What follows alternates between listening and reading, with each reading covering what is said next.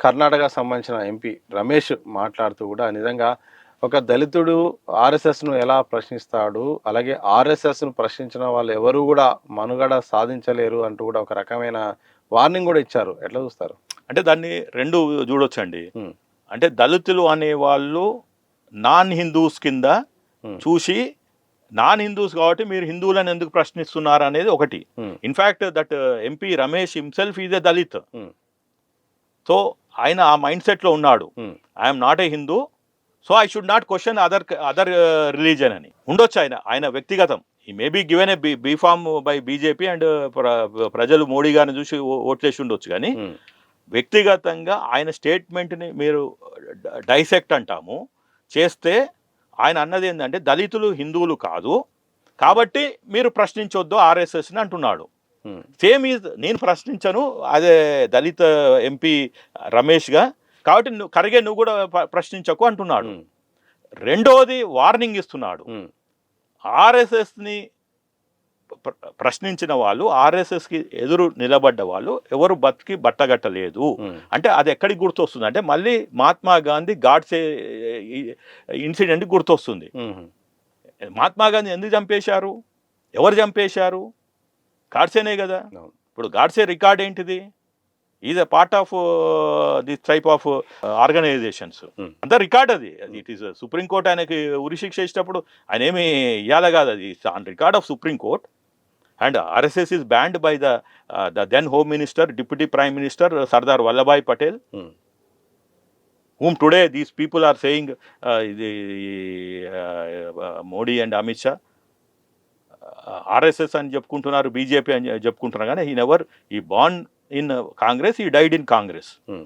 ఈ never ventured out side Congress. కాబట్టి ఆ స్టేట్మెంట్ని చాలా సీరియస్గా తీసుకోవాలి.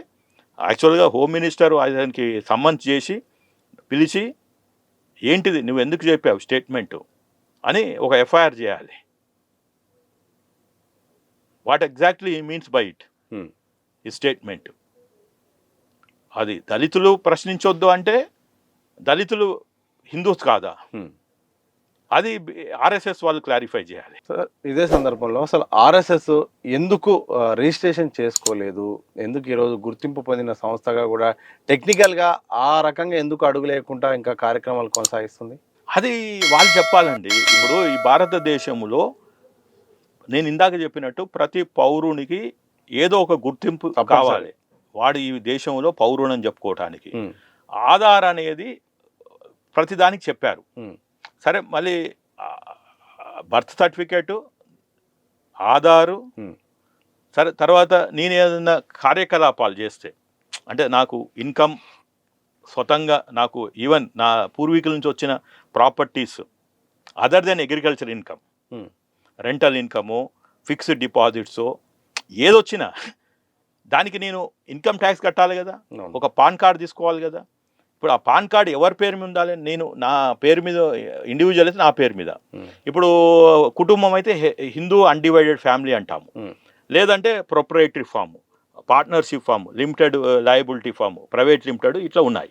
లేదు నేను ఎన్‌జీఓని సోషల్ యాక్టివిటీ చేసుకుంటున్నాను. ఓ నలుగురం 10 మందిని కలిసి అంటే ఒక 7 కన్నా అబోవ్ ఉంటే if you are more than 7 you can form a association, you can form a trust. Hmm. అంటే even 2 and above also you can form a trust. Hmm. ఇప్పుడు కల్చరల్ ట్రస్ట్ ఉన్నాయి. హ్మ్. తర్వాత ఇవి స్పోర్ట్స్ క్లబ్స్ ఉన్నాయి. హ్మ్. అట్లా ఎన్నో రకాలు ఉన్నాయి హ్మ్. యాక్టివిటీస్ చేసుకోవడం. They are all not for profit. Okay.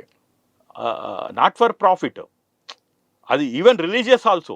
అదే సార్. చేసుకోవాలి కానీ ఎందుకు చేసుకోకుండా ఆ ఉంటుందంటే? మిస్టరీ ఇప్పుడు ఆర్ఎస్ఎస్ వాళ్ళ బాధ్యత ఈ దేశంలో 100 సంవత్సరాలు మేము అన్‌రిజిస్టర్డ్‌గా నడిపాము. హ్మ్. ఎందుకు నడిపాము? ఎందుకు చేసుకోలేదు? రెండోది అదొక ప్రశ్న సమాధానం చెప్పాలి మీరు అడిగినట్టు. హ్మ్. అది నేను చెప్పలేను. అది హ్మ్. ఆర్ఎస్ఎస్ వాళ్ళు చెప్పాలి. హ్మ్. రెండోది ఇప్పుడు చేసుకుంటామా? చేసుకోమా? హ్మ్. ఇప్పుడు ఒక హోమ్ మినిస్టర్ ఒక లెటర్ రాశాడు. అవును. అయితే దానికి సమాధానం ఏమంటారు? మోహన్ భగత్ గారు పబ్లిక్ స్టేట్మెంట్ ఏంది అంటే, హ్మ్. నేను లెటర్‌ని బేఖారత్ చేస్తాను. అంటే I will not recognise that letter. Hmm. I will not even respond to that letter. Hmm. I will not take cognizance of that letter. Okay. అది చాలా హాస్యాస్పదం అనిపించింది. ఒక home minister um, has return to a person um, who is not an illiterate um, and he's heading an organisation of 100-year-old. మూడవది, అతనికి after Modi Amit Shah గారి తర్వాత అతనికే అత్యంత భద్రత ఇచ్చిండ్రు ఉమ్, మూడో వ్యక్తి ఈ దేశం. ఇండియాలో, దేశంలో. అంటే మన ట్యాక్స్ పేయర్స్ తోటి ఆయన భద్రత తీసుకొని ఒక హోమ్ మినిస్టర్, మీరు నేను అడిగిన ప్రశ్నకైతే okay, ignorant, who is Srinivas Reddy advocate, who is journalist అని పక్కన పెట్టవచ్చు. Hmm. ఒక హోమ్ మినిస్టర్, రాజ్యాంగబద్ధంగా ప్రమాణం చేసిన హోమ్ మినిస్టరు Hmm. రాసిన లెటర్ని నువ్వు అదే ట్యాక్స్ పేయర్స్ భద్రత తీసుకున్నావు. నువ్వేదో ఒక కామన్ మ్యాన్వి నేను లైట్ తీసుకుంటానే కాదు. సో ఇది ఏంటంటే irresponsible attitude of RSS towards this country. Um, అది చాలా బాధాకరం నాకు. నేను హిందూనే, ఐఎమ్ ఏ ప్రాక్టీసింగ్ హిందూ, నా పేరే కలియుగ దేవుని పేరు శ్రీనివాస్, అవన్నీ secondary. Um, but when as an advocate I have a duty as a officer of the court to protect the constitution first and protect my client. Um, here my client is my country. My job is to protect the constitution um, from this type of filthy elements. అది ఎవరైనా కానీ, ఉమ్, even దేవుడు వచ్చి కూడా నేను కాన్స్టిట్యూషన్ని నేను అపహేళన చేస్తా అంటే I will sue him. Okay. ఇది Mohan Bhagwat is more than the god. A constitutional head who is a home minister writes a letter. How dare you tell to the public I don't care about letter, I have no you call obligation to respond to that one. అంటే రేపు నాకు అమిత్ షా గారు notice ఇస్తారు, లేకపోతే ఆయన అమిత్ షా గారి కింద ఉన్న సంస్థలు సిబిఐయో ఈడీనో ఉంటే నేను కేర్ చేయనంటే um, we are going to a civil, అంటే అన్సివిలైజ్డ్ సొసైటీ. ఇప్పుడు నేను తప్పు చేయలేదు కాబట్టి పోలీస్ స్టేషన్కి పోతా, ఉమ్, తప్పు చేస్తే పారిపోతా if I don't know how to face the law. Yes.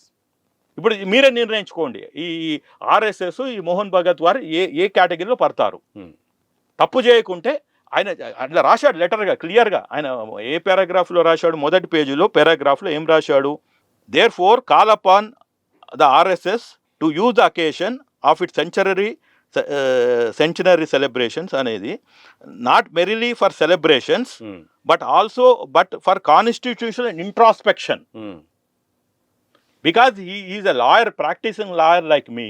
ఉమ్, ఆయన దళితుడా అదంతా పక్కన పెడదాం, ఉమ్, బ్యూటిఫుల్ లాంగ్వేజ్ వాడాడు. ఓకే. మీరు 100 సంవత్సరాలు సెలబ్రేషన్ చేయటం బాగానే ఉందండి. సంతోషం. రాజ్యాంగ పరంగా మీరు ఏ విధంగా మీ ఆర్గనైజేషన్ ఈ దేశంలో చట్టభద్రతతో ఉందా లేదా అనేది కాన్స్టిట్యూషన్ ఇంట్రాస్పెక్షన్ చేసుకోమని రాశాడు. ఉమ్, నేను చేసుకోను, నాకు మోడీ ఉన్నాడు, అమిత్ షా ఉన్నాడు, నాకు ఇంతమంది వాళ్ళ దీవెనలు ఉన్నాయి కాబట్టి నాకు అవసరం లేదు, రాజ్యాంగం అవసరం లేదు, చట్టం అవసరం లేదు అంటే నాన్ సెన్స్ అది. సో తర్వాత ఏమన్నాడు రెండో పేజీలో, ఇదే సందర్భంలో హిందూ మతానికి కూడా రిజిస్ట్రేషన్ అనేది తప్పనిసరి కాదన్నట్టు కూడా ఏదో మాట్లాడారు. అవునండి, ఇది మతం కాదు కదా. What is this name, Rashtriya స్వయం సేవక్ సంఘు, అదేమన్నా మతమా? హిందూయిజం, బుద్ధిజం, జైనిజం, క్రిస్టియానిటీ, ఇస్లాం, ఇవి మతాలు. దానికి ఒక దేవుడు ఉన్నాడు. అంటే కొన్ని దాంట్లోకి ఒకటే దేవుడు. ఇప్పుడు జైన్స్కి, సిఖ్స్కి, బుద్ధిజంకి, ఇస్లాంకి, క్రిస్టియానిటీకి ఒకడే ఉన్నాడు. Almighty is one. హిందూస్కి చాలా మంది ఉన్నారు. మీరు పూజ చేసే దేవుని నేను పూజ చేయకపోవచ్చు, నేను పూజ చేసి ఇంకోళ్ళు పూజ చేయొచ్చు. But we're all Hindus, we're all having different caste, sub caste అట్లా. ఇంటికో దేవుడు కులదైవం అని ఉంది.